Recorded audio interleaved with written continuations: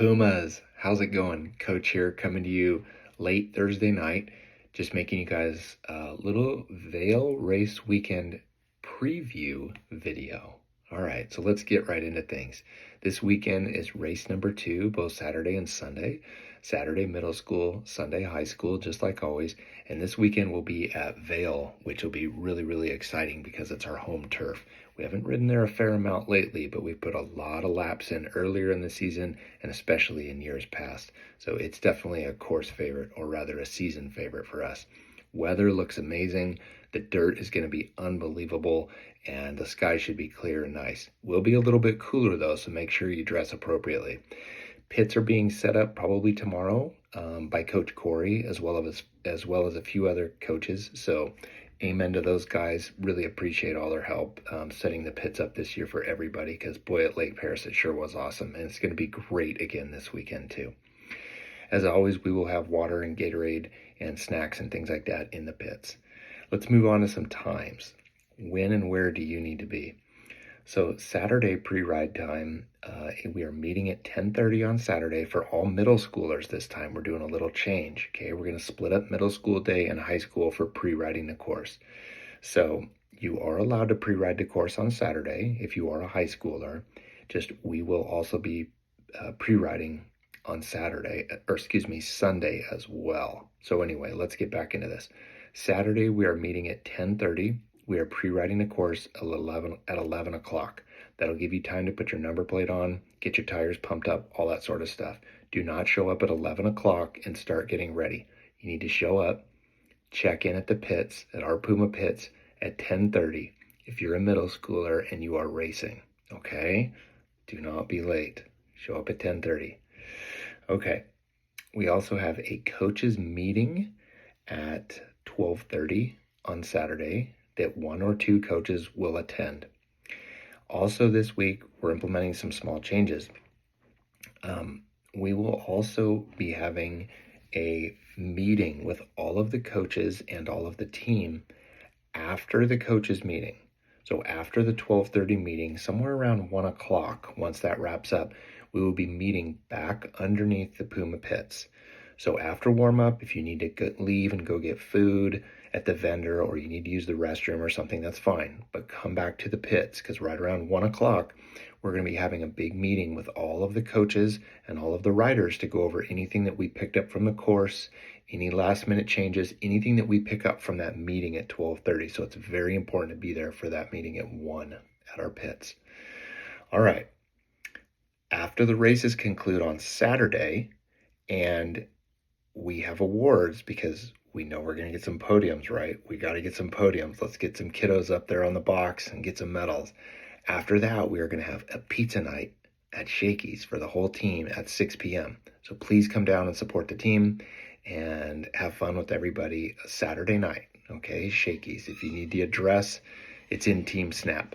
Make sure if you're coming, you reply to Coach Christine, and she put her contact information in there. So make sure you follow up with her and let her know how many are coming so we know who to expect. All right, that takes care of Saturday. Let's move into Sunday. Sunday pre-ride, we are pre-riding, all the high schoolers are pre-riding the course at 8 a.m. Okay, so make sure you're there ready to roll out at 8 a.m. Okay, don't be lollygagging, because the first races go off about an hour after that, maybe 9:15. So we got to go get a lap in, and if there's any problems, it doesn't leave a lot of room for error. So make sure you're there ready to roll out. We don't want to be pumping up tires at 8 o'clock. We don't want to be wondering where our helmet is at 8 o'clock. We want to be rolling out at 8 o'clock. All right, that covers that. There's a coaches meeting at 8:15, so one of the coaches will go over and attend that and bring notes back. All right, two big changes this weekend. Okay, these are things that we're going to implement that were brought to my attention by Coach Auntie, and these are going to be great changes. We have struggled with a warm-up coach in race weekends in the past.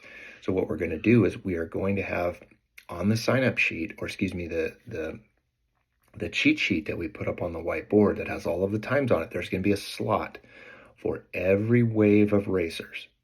So if we have 4 kids in a race that goes off at 3:15, somebody has to go and warm them up. So we're going to have an available slot. It needs to be a coach. It needs to be a coach on our team who's registered with a helmet and a bike that can go and warm the kids up and make sure they get over to staging on time for that wave. Okay? So there will be open available slots for coaches to walk up and write their names into those slots. We want to fill all of those slots. We don't want any blank spaces where we do not know who's taking who where to warm up.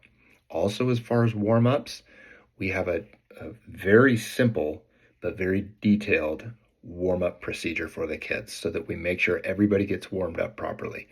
We keep it very simple. It'll be the same for everybody.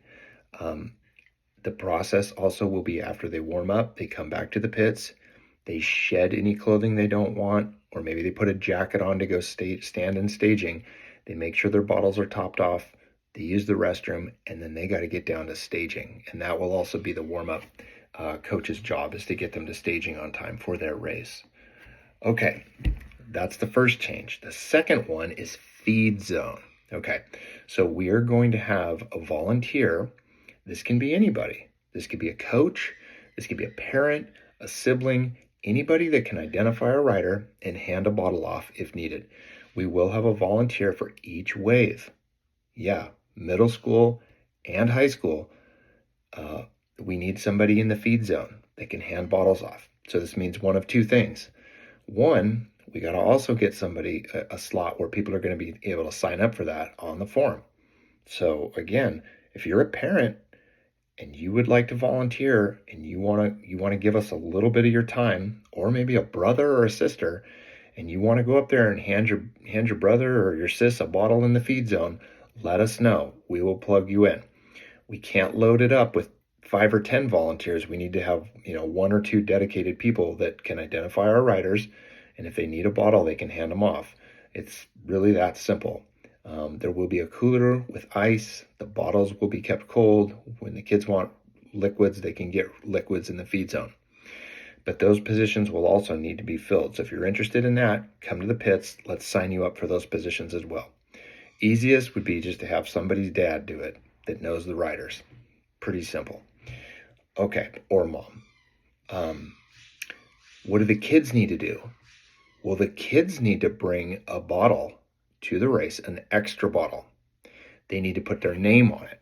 So we're suggesting put your name on it, first and last name, or first and last initial. Like if you're a Connor and there's 2 Connors on the team, don't write Connor on your bottle because we don't know which one it goes to. So make sure that we know who you are with what you write on your bottle, and then you need to make sure that you get it in the cooler that goes over to the feed zone before your wave goes off. And we can talk about that and get that squared away on the race weekend. But these are some changes that we're going to have. You also could do it you could also write it on sticky, on some masking tape and label it and put it on your bottle if you don't want to write on your actual bottle. But those are 2 big changes that we have. So anyway, we are really looking forward to this weekend. I'm not super animated right now because there's people that are kind of trying to sleep in my house, so I'm trying to be a little bit quiet. But I do also really want to give some shout outs to some people that have just been doing amazing things. Okay, so I would like to call shout outs or attention to the following riders, because these riders I've been watching on Strava, and you guys have all been putting in miles on your own. Outside of practice, you're doing what I've been asking you to do and what other coaches have been telling you to do. And this is what makes the difference. This is how you get stronger and faster and how riding gets easier. Yes, my computer is behind the screen and it's changing colors and I'm getting different lighting situations. So just roll with it. These are the infancy stages of YouTubing. So anyway, the following riders who I want to call out in no particular order who've just been doing great and putting in extra miles. We have Kylie, Colton, Lucy, Jax, Liam, Benji.